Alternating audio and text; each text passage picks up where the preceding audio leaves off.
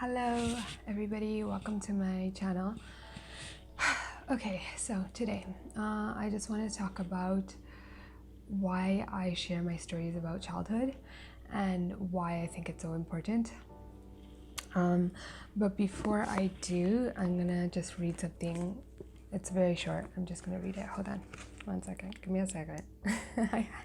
Okay, so the landmark ECE Adverse Childhood Experiences study, which I'll discuss in more detail in chapter 9, showed that women who had an early history of abuse and neglect were 7 times more likely to be raped in adulthood. Women who, as children, had witnessed their mothers being assaulted by their partners had a vastly increased chance of to play victim to domestic violence. Okay, so this is from the book The Body Keeps the Score, and I got it on Amazon. It's a really good read so far. It is a couple pages, but it's a really very detailed book about trauma, and yeah, you could get it on Amazon, and shout out to Abdul for recommending it to me. It's a really good read. Okay, so let's go into why I even wanted to read that. So I just wanted to add this little clip into the video because I realized that the sentence out of the whole book that I read was it was gender specific, but this is not gender specific. Like it goes vice versa, so it's not only women who go through this, it's also men. So whatever a boy experiences as a child or sees as a child, he is also going to, not always, but most of the time will pick up the same habits or like what is happening in his own experience as well. So I just wanted to put out there that this is not gender specific. So I got a question on my channel asking why I even talk about my childhood and that it's depressive and blah blah blah, and you know, it was an attack of a type of message. But the reason why I share my trauma is because I know a lot of people go through it, and I also know that a lot of the way that we function as adults and as we grow up is based on our childhood. We have to look at our childhoods to see what is holding us back from the best life we can live, right? Especially if you've been traumatized, you really have to look back, even though it's scary, it's really hard, but you have to do the work.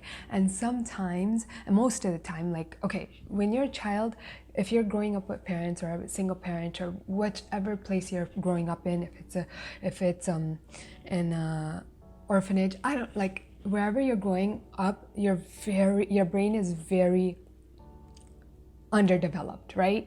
And you're like a sponge and you pick up everything. So the reason why I share my stories about my parents and whatnot is not because of the fact that I'm trying to make them look bad. It's because I know that if I share my stories, then other people will also feel like it's okay to also look back at their childhood to heal what happened there, so they could just be happier in life, you know, and to heal. So yeah, what we grow up seeing is what we're gonna continuously attract to us. It becomes a vicious cycle, right? So that's the reason why I share these videos. That's the reason why I share and my traumas, and I don't care if this is what my calling is, and I've had these experiences. I have the right to share it if I want to share it, and I understand that it is depressing, but a lot of people are fucking depressed. So why are we trying to hide like it's not true? Like, why are we trying to hide it? Why are we trying to say that or act like people are not depressed, anxious, like deal with mental health, who deal with a lot of severe trauma? Why? Like, so that's the reason why I share my stories, and I will continue to share my stories, is because I want to help others. And it is what it is. Like, a lot of us do go through a lot of trauma, and I get it. You don't want to like look back sometimes and realize that some of these traumas are based from your parents because you love them so much, and I don't love my parents any less. I understand where they came from. I understand everything from a higher perspective, but since they showed it to me and I've awakened to what is happening with a lot of people, I want to share it. I'm going to share it, right? But yeah, I love my mom and dad dearly. I love them so much, and just because I share what they have demonstrated to me and taught me doesn't mean that I don't love them, you know?